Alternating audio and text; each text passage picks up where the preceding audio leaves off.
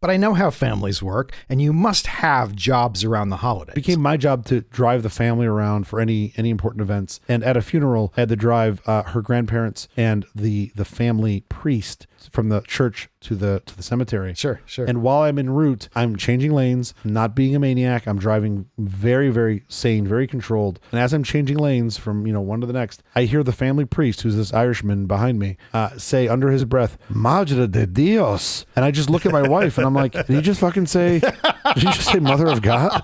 Is that what happened? And she's like, she smiles and laughs. So much She's for your like, great driving. Exactly. And by the way, I don't believe he kissed the earth when he got out of the car, but he may have kissed the earth when he got out of the car. I'm not sure that's how it ended or not. Quiet, please. But to this day, whenever I'm doing something stupid, my wife says to me, like in the car, she'll be like, Madre de Dios, which I just think is hysterical. 3, 2.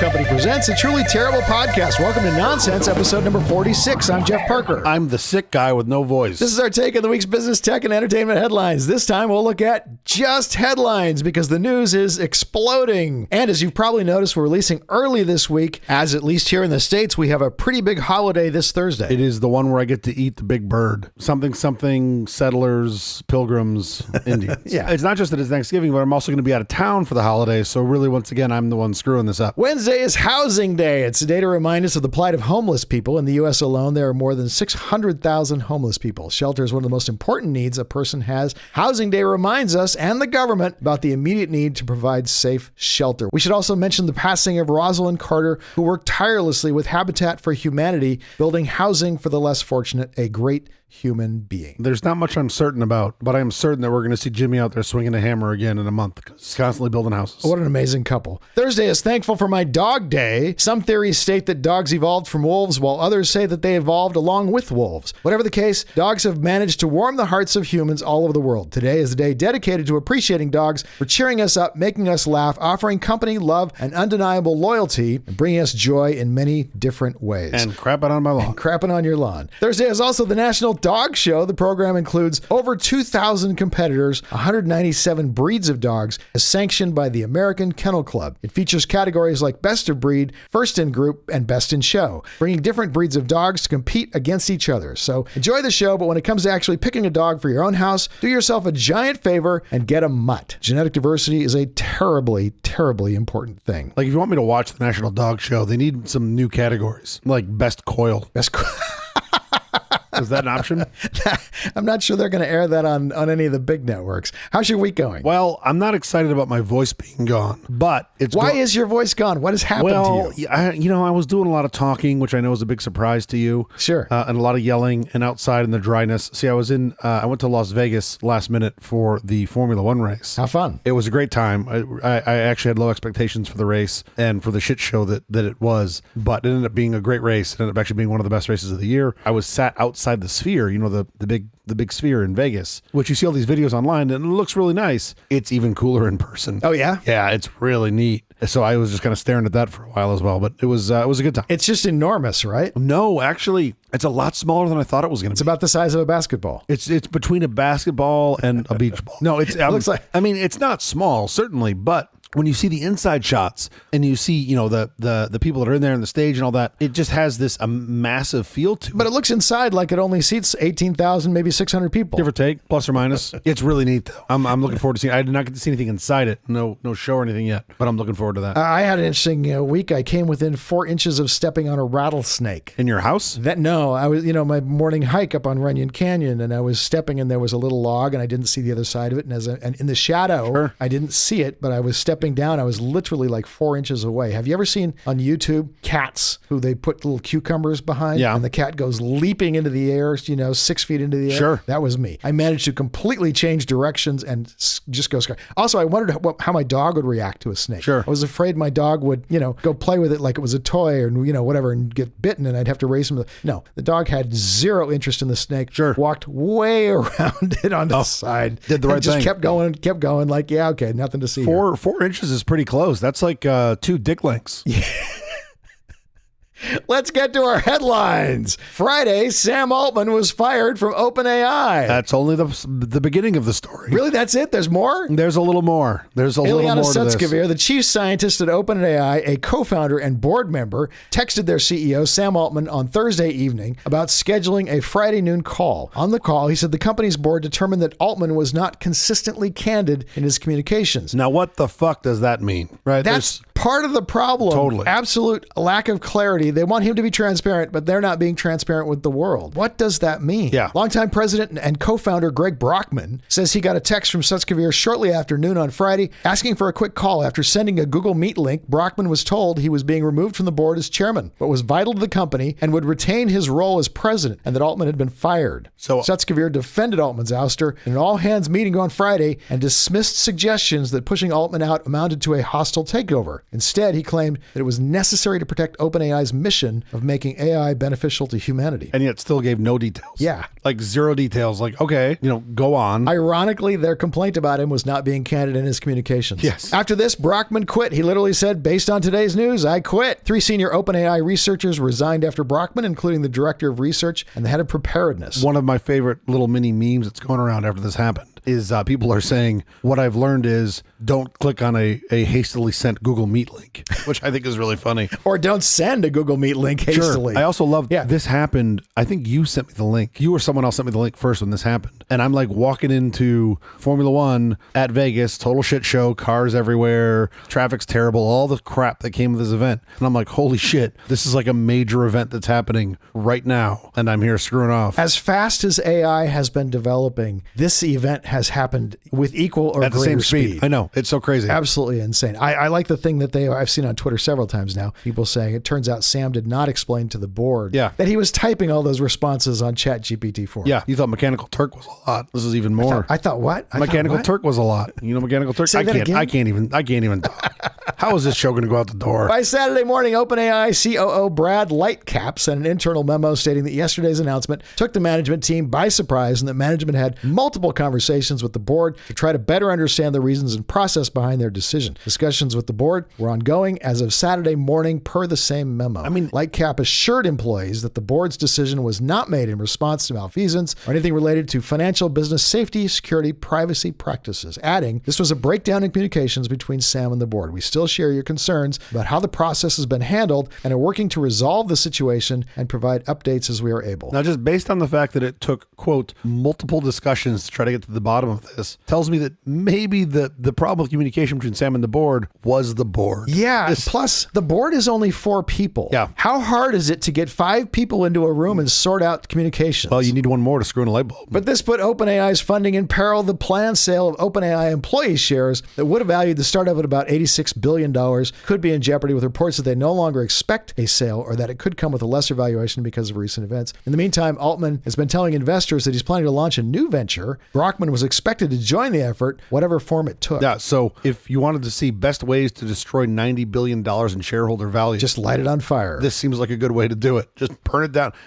You're really just moving it somewhere else. It's not gone. It's going to pop up somewhere else. It's just gone from OpenAI. Right. But the people who thought they had this equity no longer magically, instantaneously don't have it. Although, wait, let the story go on because a decent amount of that equity. Sam then posted, I love you all. Today was a weird experience in many ways, but one unexpected one is that it's been sort of like reading your own eulogy while you're still alive. The outpouring of love is awesome. One takeaway, go tell your friends how great you think they are. By now, investors are pushing for Altman's return, and the board agrees to reverse course. At least in principle, Altman was said to be ambivalent about coming back and asked for significant governance changes, including replacement of the entire board. I'm still waiting. What are you waiting for? Sam said, go tell your friends how great you think they are. I'm still waiting. For me to tell you how great you are? Fucking anybody. Just somebody. God damn. I don't even care if it's an anonymous tweet. I just want somebody somewhere, just someone to like anonymously text me, hey, you're not bad. CJ, I think you're great. It's just like my waitress. Like, oh yeah, you're great. Give me 15%, asshole. So on Sunday, Altman met with the board at their San Francisco headquarters as executives at OpenAI pushed to have him reinstated as CEO. Unsurprisingly, the directors resisted, and by Sunday afternoon, they announced that Altman would not be returning as CEO. As the search for a new permanent CEO continues, OpenAI appointed Emmett Shear, the co-founder of video streaming site Twitch, as interim CEO, replacing Murati, the OpenAI CTO. Shear confirmed on X that he accepted the role, writing, "I did not make this decision lightly. Ultimately, I felt I had a duty to help if I could." Yeah, that still seems like a pretty aggressive, fast yes for what's happening here. I mean, this whole thing transpired in, 2 days at this point? Does Shear, I don't even know. Does Shear have expertise in AI? I have no idea. I don't believe so. Purely management. I don't believe so. Shear stepped down as CEO of Twitch in March after more than a decade in the role, saying he wanted to be fully there for my son as he enters this world. Well, so I guess he lost interest in his son. Oh yeah, they get boring real fast. Time to move on. It's a lot of fucking work. I'd rather go build a sentient AI than try to feed a 7-month-old just throwing up all over me. Monday morning, Sam Altman, Greg Brockman, and colleagues announced they'll join Microsoft to lead a new AI research team. Satya Nadella, the CEO of Microsoft, left the door open to other AI staffers, saying they'll be given the resources they need should they choose to join. Shortly thereafter, Sutskever published a post on X saying he regrets his decision to remove Altman and that he'll do everything in his power to reinstate Altman as CEO. Most of the OpenAI staff threatened to quit unless the board resigned and installed more qualified members to oversee the business. By Monday afternoon, more than 95% of the 770 OpenAI employees have said they intend to quit unless this happens, including board member Sutskever. This even includes folks who are on H-1B visas, and their existence there is quite precarious because that means they can move and their families could have to move to another country. Both of these points are kind of crazy to me. So the guy who I gotta believe had significant put these events into motion initially, right? Sutskever had to be involved significantly in making this happen. Within 2 days is like, oops, huge mistake, terrible idea. Yeah, which I'm all for. People, we've all made mistakes, and we certainly will. But dude, how do you do this fast? This poorly? We still don't know what the initial problem was. They still haven't let us know what exactly caused them to want to get rid of Sam. I mean, this genie's not going back in the bottle. And then when I saw folks on Twitter posting that, folks with H-1Bs that have said, hey, look, I've also said I'm bailing on this. Now, they're going to find jobs elsewhere most likely, but still, H-1B visa holders, they're in a very precarious position because they only have 90 days. And if they don't secure sponsorship in 90 days, they got to leave the country. Sure. And that's really rough. Now, Mark Benioff has also already tweeted and basically from Salesforce.com said, anybody from OpenAI who wants to come will give you, similar pay and benefits and all of that. Yeah. So they've got job offers. Oh, yeah. No, these folks are all going to land. As of recording time, it is rumored that Altman's move to Microsoft is not a done deal, and both he and Brockman are still open to returning to OpenAI. That is, if the remaining board members who initially fired him step aside. Which, man, this is such a sticky wicket. You've given them now a couple bites at the apple. Okay, guys, if you're not going to do this, I feel like it's just time to move on. It seems safe to say that Microsoft will emerge as the winner of this OpenAI AI chaos. Hiring Sam Altman and Greg Brockman to head a new advanced AI team means that Microsoft has managed to acquire one of the most successful management teams in AI without having to buy the company, and likely virtually all of the brainpower that built OpenAI into the juggernaut that it is. Yeah, this is nuts. If Altman and Brockman end up returning to OpenAI, Microsoft still wins as they've continued to demonstrate their level of commitment to the team. The entire story is only a few days old, and I feel like we aren't even at the end of the first act. Absolutely. Microsoft's move in this has just been fascinating to me. This is... They have navigated these waters perfectly. The right play. Man, perfectly. Absolutely perfectly. I've been bullish on them for a while now. I think they're doing some really smart things, and this just confirms that my previous thoughts. I try very hard to not pay much attention to what's happening over at Microsoft. It's hard to miss in this case that basically every step they have made has been pitch perfect. This is all around. I think the code name for the project internally is Clippy V2. I love that. That's what this is all. That's a meme. That's a meme. They just want better around. Clippy. Yeah. Wouldn't the best irony be that Clippy becomes the greatest AI ever? When Gates retired, he said, all I fucking want is an AI Clippy. Make it happen. I don't care. You can have all my equity back. Whatever it takes. Whatever it takes. I just want an AI Clippy. Meanwhile, it's hard to believe, but there are other huge stories going on. Twitter is losing major advertisers left and right. IBM, Paramount Global, the European Union, NBC Universal, Comcast, Apple, Warner Brothers, and Discovery, and Lionsgate have all pulled their advertising from Twitter following anti-Semitic posts from owner Elon Musk. Apparently, Amazon, Disney, AT&T, and Hewlett-Packard have no problem with the posts. Well, I think that's a little disingenuous. I think the problem for Amazon, Disney, AT&T, and HP is that they all use AT&T Mobile, and their service is shit. They just don't know that this happened yet. They haven't seen his anti-Semitic tweets. They're on 5G Plus now. Hopefully, once they get on Wi-Fi, they'll be able to get the news, and then they'll pull their advertising. But I think that's the problem. Fucking AT&T. Linda Yaccarino, the CEO, has turned the service's Hail Mary bet on an imagined $100 million political advertising business over to someone she trusts, to her son, Matt Madrazo. Or she's finally realized, holy shit, this ship is sinking. I need to shovel as much gold off this as I can. Get this into my family's hands as fast as possible. And she's calling in the supports. Yeah, exactly. Before it hits the bottom of the ocean. Yeah, when tomorrow she's like, third cousin Pierre Lonaringo is now going to run their proposed janitorial cleaning program. Like, sure thing, Linda.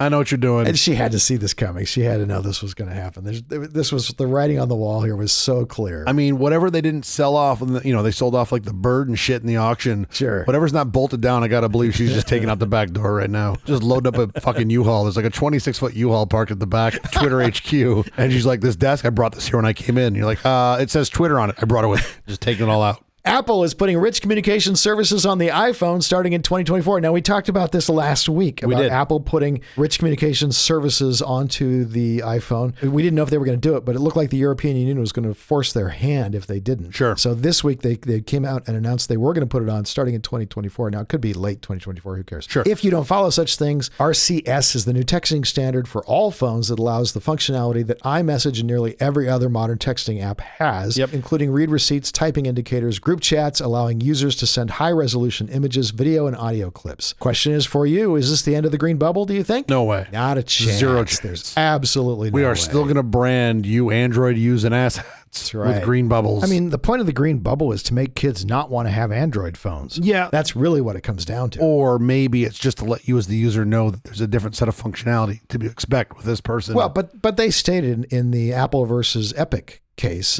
they couldn't do away with the green bubble. They couldn't make iMessage on Android because it would make it so that kids' parents could buy them Android phones. Yeah, you don't want that. iMessage is one of many things that locks you into the ecosystem. Like, it's not, to me, it's a really important one if you're a kid, though, because you really want to fit in. Sure. I mean, if you're a kid, you really don't want to stand out. You don't want to be the one who has the green bubble. Yeah, no, I appreciate that. I don't feel like iMessage is a huge chunk of that. I think the device speaks a lot to that. iMessage, I'm sure, is part of it, but I don't think it's huge for kids. Obviously, if you're holding the device, and someone could see it, that might make a difference. Sure. But if you're not within range, that iMessage really stands out. Sure. I'll be curious how they implement this. I suspect that green bubble ain't going anywhere. I don't think so either. I'm not even positive Apple is going to include RCS in iMessage. They said they were bringing it to the iPhone. They did not say they were bringing it to iMessage. Yeah, I'd bet you $1 to a donut. It's an iMessage. Maybe. Yeah, it'd be a very funky experience to have it outside of that. Right. I mean, what are you going to have? Two messaging clients? One for internal use? Yeah, you know what? Actually, now that I think about it, within Apple, you keep iMessage the way it is, and then for RCS, just make it between Apple users. Well, yeah, but you have another app called iLosers, and that's where you put all the RCS. Maybe that's how they fix it. You just go over to the iLosers thread. You know? Some background: last year, the European Union passed its landmark Digital Markets and Services Act. The legislation requires gatekeepers not to favor their own systems or limit third parties from interoperating within them. Gatekeepers are any company that meets specific financial and usage qualifications. Apple, according to the law, is one such company. Short message service, I hope, is dead. SMS. The first SMS message was sent on December 3rd, 1992. Boy, I am looking forward to the date of the last one. I'm not sure it's actually going to die the way you think. These things always die much more slowly than you would like them. Like, I wonder, well, I don't even know, like, what does SOS use? SOS is still going to exist, right? When you can just sideband, if you can't get enough IP out, you can still SOS out a message, or like the satellite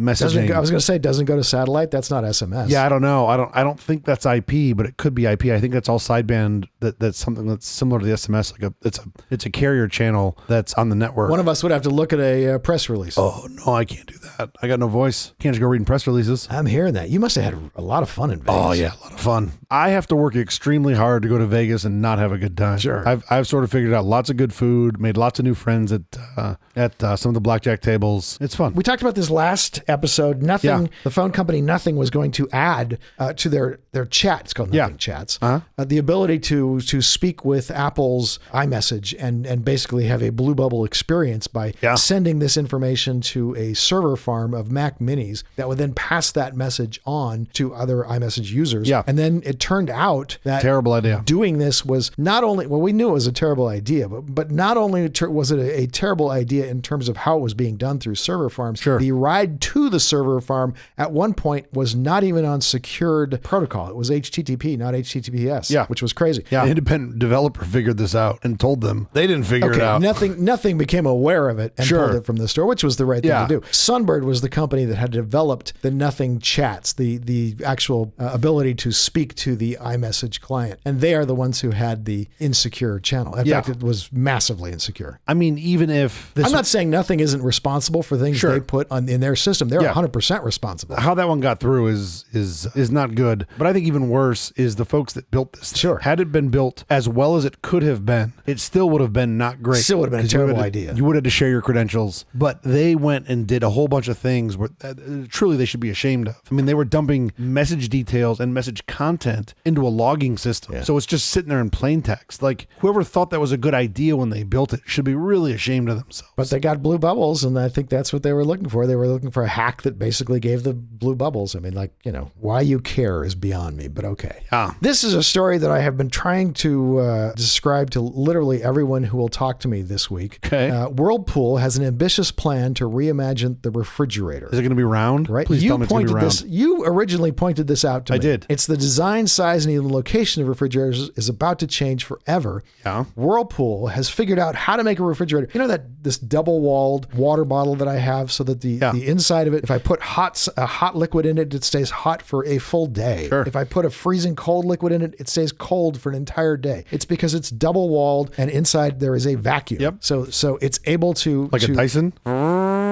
Yes, a little tiny Dyson. And just boil- Yeah, okay, cool. So it's able to, keep Suck up dog hair. things insulated really, really well. Yeah. The Whirlpool has designed a refrigerator that works basically this same way. Yeah. And so it dramatically decreases the size of the fridge, and yet the amount that it fits inside is still the Yeah. same. Pretty remarkable. It's quite an innovation. It's amount called that fits- Slim Tech. The amount that fits inside goes up. Because if you think about the exterior volume of the fridge and you hold that constant, then you're looking at now walls that are like 60% thinner, right? So they're less than half the thickness. Because you don't need all the polyurethane foam and plastic foam and all the things that they've had in there. Which means your interior capacity goes up by like 25+%. And your energy usage plummets Goes down. Yeah, isn't that crazy? by like 50%. It's Yeah, not a pretty small cool. amount. This is not. So I unfortunately, my voice is shot, so I can't talk about much about this as I would like. But having read a little bit about it, there's some real engineering in this. They have like 180 patents, and they've put tens of millions of dollars into R&D. They have to completely retool their refrigerator lines in order to do this. It's a complete rethinking of the refrigerator. When was the last time we changed how refrigerator works? I mean, we went from an ice box to a mechanical refrigerator. I think we went from salt to ice. How many years ago? A long, long time ago. It's been a minute. Yeah. By the way, I've had these double-walled thermoses and I have double-walled glasses, double-walled mugs that do the same thing. They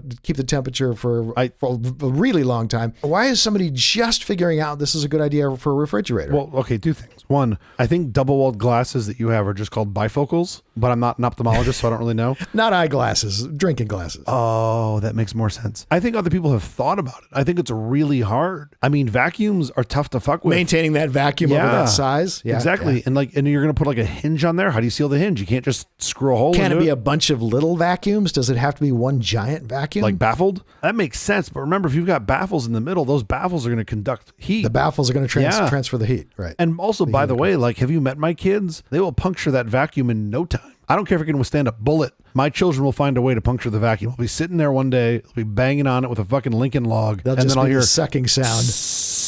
God damn it, you two! What did you do? And then like my oldest son will have like a drill with a drill bit in it, and he'll be like, "I just wanted to see if it worked." Which, by the way, is 100% what I would have done when I was his age. So Yeah, of course.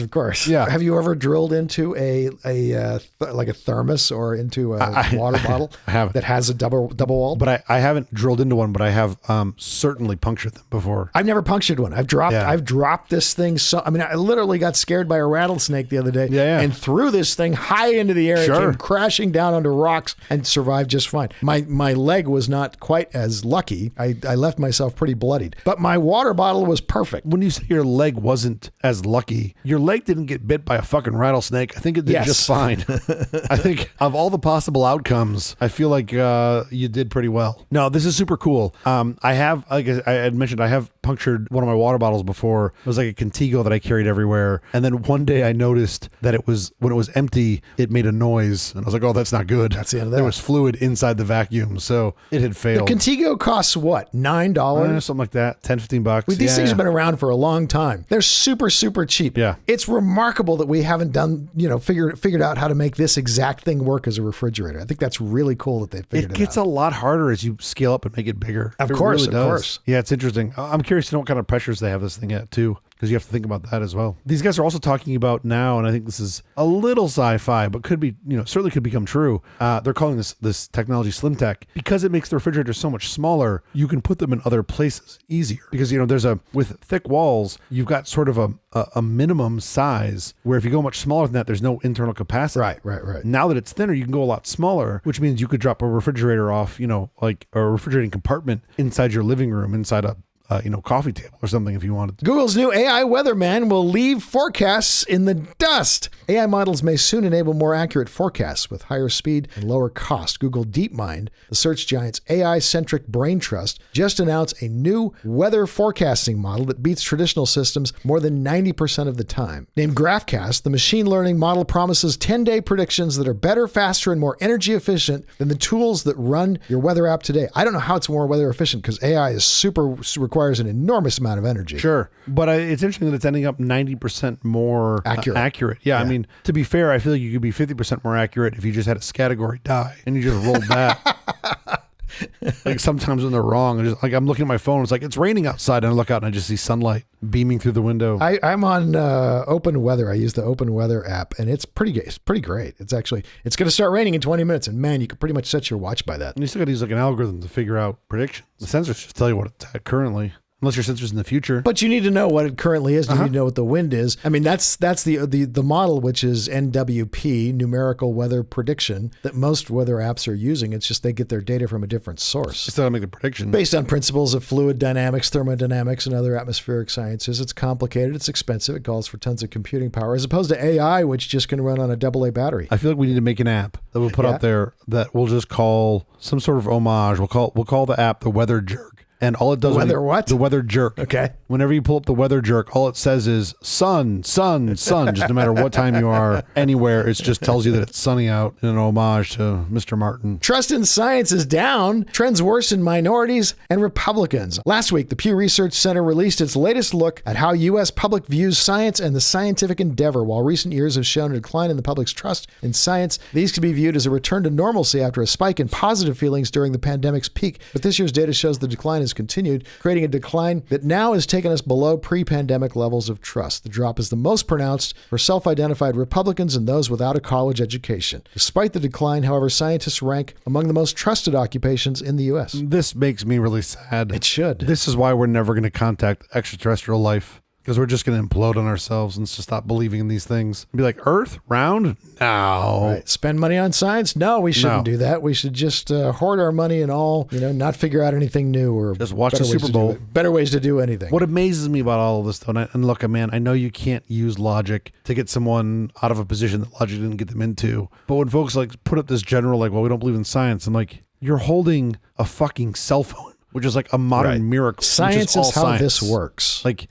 It wasn't thoughts and prayers that got you the fucking cell phone. It was science. Yeah. So you know what? Don't use your fucking cell phone anymore or TV. That 35-pound, no science for you. 80-inch TV that you got for $400 at Walmart. You know how you got that? Science. Science brought that to you. Yeah. Everything that you touch has science in it. You want to be able to get watermelons in the middle of winter? Science. All of these things are science. For sure. Oh, by the way, you got cancer and we can cure that now? Science. The medical science is moving forward. Seems like at a crazy fast rate. Totally. I'm grumpy. No, we should be celebrating science. Totally. Science is amazing. Totally. Science has taken us amazing places. Yeah. And we've only begun. It's kind of crazy to me that how much more attention people get for winning a Academy Award versus a Nobel Prize. Oh yeah.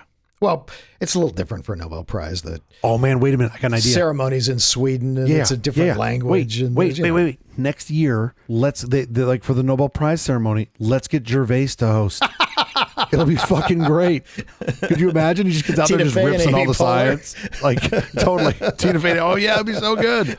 But just Gervais out there just giving him shit where he's just like, ripping on whatever. He thinks he also thinks the earth is flat. Like, just, it'd be great. That's awesome. I would totally watch that. Then I would watch it, even if it's in Swedish. I would suffer through. Gervais doing Swedish jokes. Bork, bork, bork, bork, bork. A lithium mine for EV batteries is coming to Arkansas, says Exxon. Just one? Earlier this year. Wait, just one lithium mine? I haven't read ahead. I don't know. Oh. Earlier this year, new electric vehicle tax incentives went into effect thanks to the Inflation Reduction Act, and EV's tax credit is now linked to the amount of domestic content in its battery pack, an amount that needs to increase year on year. Automakers had an inkling this would happen, so we've seen a flurry of announcements for new battery plants in the United States that would make the cells and assemble the packs for future EVs, but we've heard slightly less about new local sources of lithium. But last week, Exxon revealed that it's about to extract this stuff from a rich deposit in Arkansas. So is that why the mime is going to Arkansas? The mime? Did you say it was a lithium mime?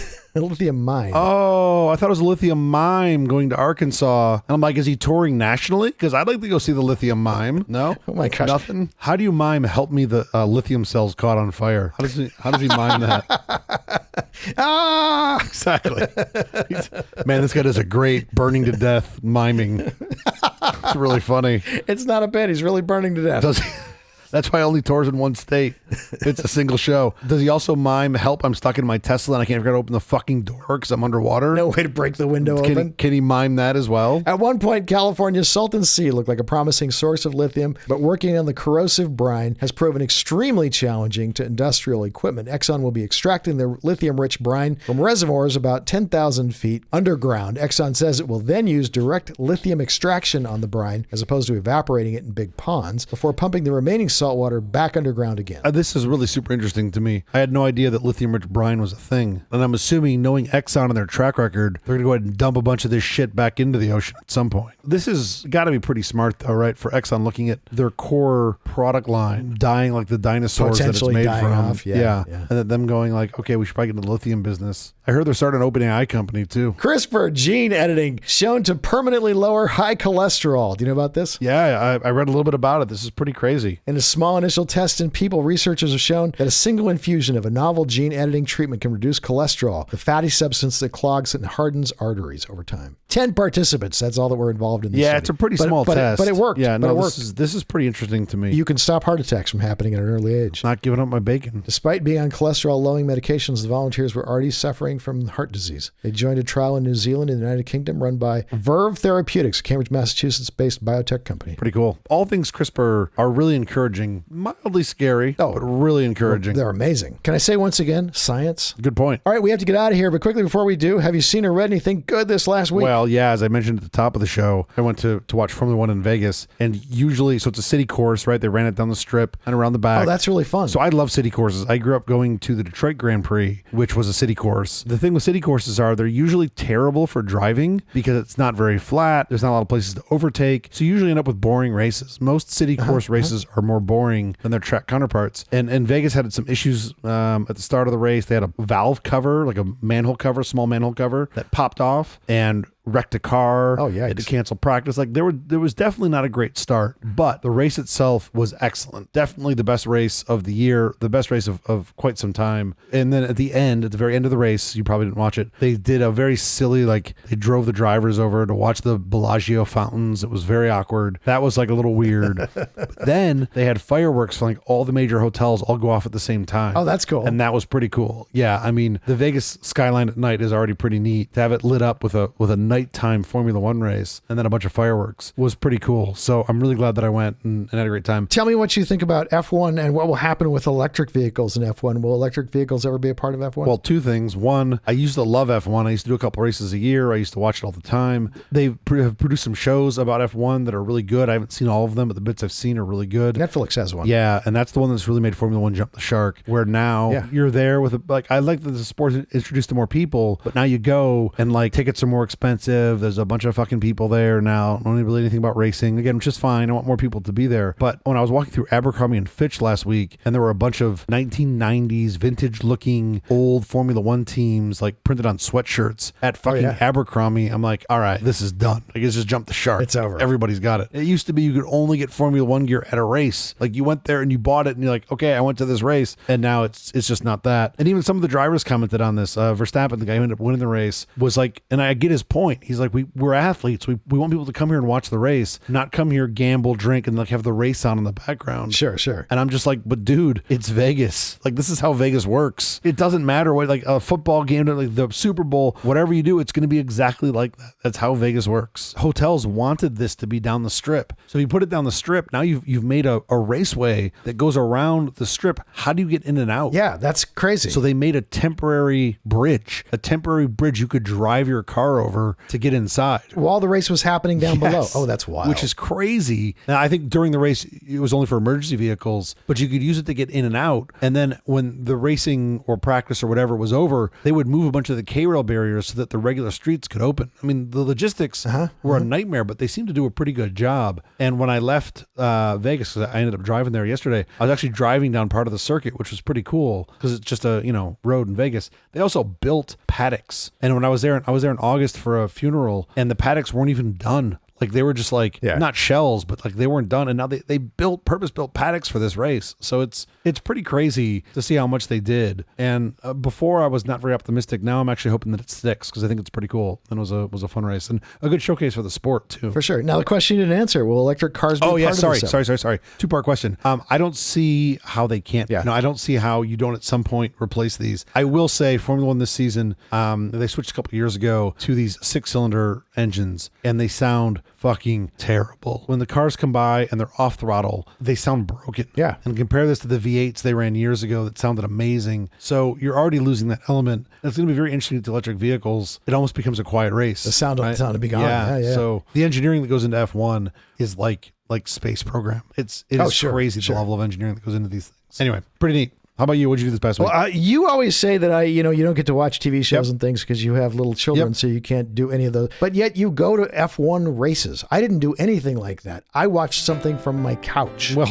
I'm not sure who's doing this right, but I'm pretty sure it's not me. Defending My Life, director Rob Reiner has made the ultimate trip down memory lane / documentary about his best friend, comedic genius Albert Brooks. Albert Brooks was on The Tonight Show maybe 30 or so times. Oh, wow. Literally just reinvented how stand-up comedy works. So creative, so different from anything preceding him. Absolutely fun. The documentary is full of great clips and a beautifully told story. It is called Defending My Life. It's absolutely wonderful. See it on Max right now. I got to check this out. It sounds super cool. That's the episode. Thank you for joining us for all this nonsense, putting up with my shitty voice. A truly terrible podcast from The Awful Company. Visit us on the web at nonsense.productions. I'm Stu. I'm Jeff Parker. If you like this program, please follow, download, subscribe, and like Apple, Google Podcasts, Amazon Music, iHeartRadio, Spotify, or our favorite Overcast, wherever you get your podcast from. Podcastindex.org. Special thanks to our floor director, Adam Sear. Oh, thanks, Adam. We'll be here every Thursday morning, except when we release on a different day like this for more nonsense. Please join us. Happy Thanksgiving, everybody. Everyone.